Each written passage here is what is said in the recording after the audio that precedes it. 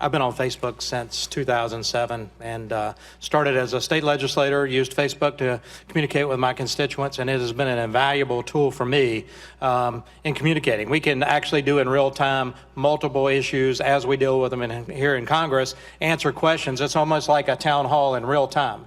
I also want to tell you that your staff here of the Governmental Affairs Office, Chris Herndon and others, do a fabulous job in keeping us informed. So I want to thank you for that. Before this hearing, when we heard about it, we asked our constituents and our friends on Facebook, what would they want me to ask you?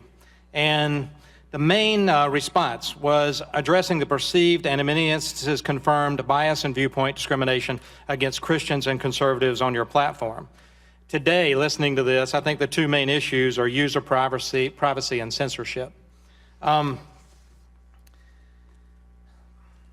Constitution of the United States and the First Amendment says, Congress shall make no law respecting an establishment of religion nor prohibiting the free exercise thereof, nor will it abridge the freedom of speech, of the press, the right of people to assemble or address the Congress for redress of grievances, so petition the Congress for redress of grievances.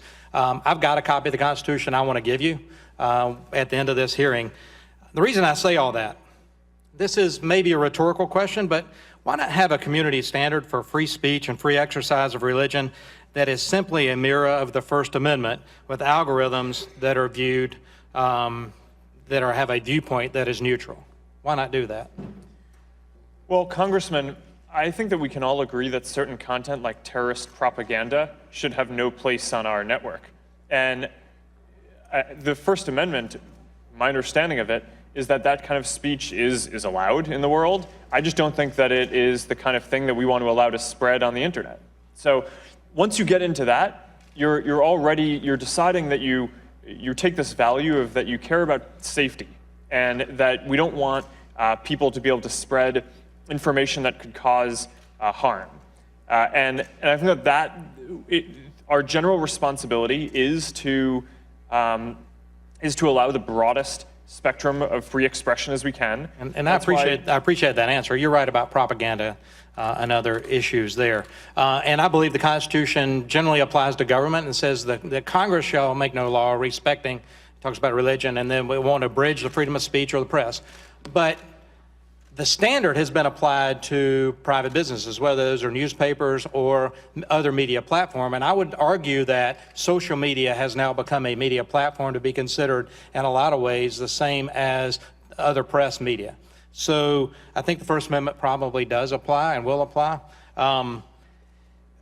What will you do? Let me ask you this. What will you do to restore the First Amendment rights of Facebook users and ensure that all users are treated equally, regardless of whether they're conservative, moderate, liberal, or whatnot?